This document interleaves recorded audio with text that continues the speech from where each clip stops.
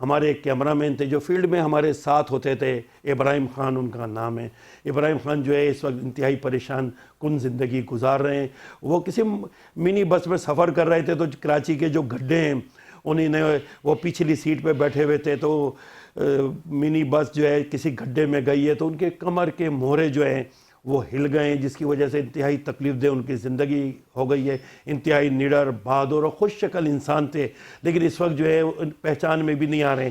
ہمارے senior reporter ہیں فیض اللہ خان، انہوں نے ان سے گفتگو کری اپنے ولاگ میں، تو پہلے تو آپ کو وہ دکھاتے ہیں، اس کے بعد ہم سینئر صحافی فہیم صدیقی سے بات کریں گے۔ پہلے آپ وہ ویڈیو دیکھیں فیض اللہ خان کی۔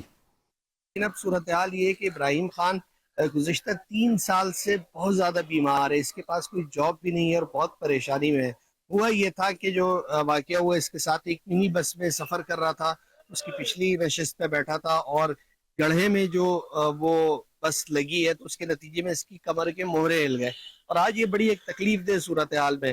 تو ابراہیم سے ہم بات کریں گے، اور میری جو کراچی پریس کلب ہے، صحافتی تنظیمیں ہیں، یا جتنے بھی متعلقہ حکام ہیں، ان سے میں درخواست کروں گا، جتنی بھی سماجی تنظیمیں ہیں، کہ وہ ابراہیم خان کا نمبر بھی ہم دیں گے، یہ بتائے گا، وہ رابطہ کرے اس سے اور اس کو اس مشکل سے نکالے، کیونکہ یہ بڑی پریشانی میں۔ ابراہیم خان، ہوا کیا تھا؟ تم نے جو ہے نا کیمرہ مین تھے، کیسے کام کرتے تھے، اس کام کے بارے میں بتاؤ۔ میرا ادھر میں کیمرہ تھا تو واپس گھر جایا تھا میں تو چٹکے لگے تھے مرضے میں، اس کی وجہ سے جو ہے نا وہ 4-5 مرضے وہی دیا اپنی جگہ سے، تو 3 ساڑھے 3 سال ہو گئے ہم گھر پہ ہی پڑے ہیں بس۔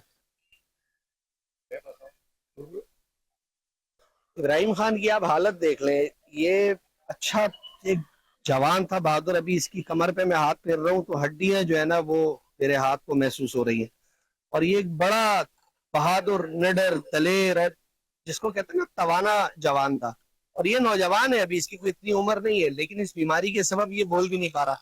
شاید ہمارے دوست موجود ہیں اس کے ساتھ، شاید تفصیلات بتاؤ کیا معاملہ ہے، کیسے اس کی وہ ہیلپ کی جا سکتی ہے۔ اچھا، تو سب سے پہلے فیض بھائی السلام علیکم۔ آپ کے دیکھنے والے، چاہنے والے بڑی تعداد میں لوگ ہیں، اس لیے سب سے پہلے میں بتاؤں گا کہ یہ 3 سال سے بسترے پہ پڑا ہوا تھا، نہ کسی سے رابطہ تھا نہ کچھ تھا۔ تو پھر ایک دن مجھے پتا چلا کہ ابراہیم بسترے سے لگا ہوا ہے، اس طریقے سے ہم لوگوں نے اس سے رابطہ کیا، پھر یہ ملاقات ہوئی، پھر ہمیں پتا چلا۔ آج بھی میں اس کو اپنی بائک کو لے کے آیا ہوں ادھر، میں اس کو مقصد تھوڑا بہت یہ باہر نکلے تو سیٹ ہو۔ یہاں پر ابراہیم رہ کہاں رہے؟ ابراہیم رہ رہا ہے بیٹا چلنگی کے اندر، جائیں گے وہاں صدف بیکری ہے، صدف بیکری کے بالکل سامنے گلی میں ابراہیم کی گھر ہے،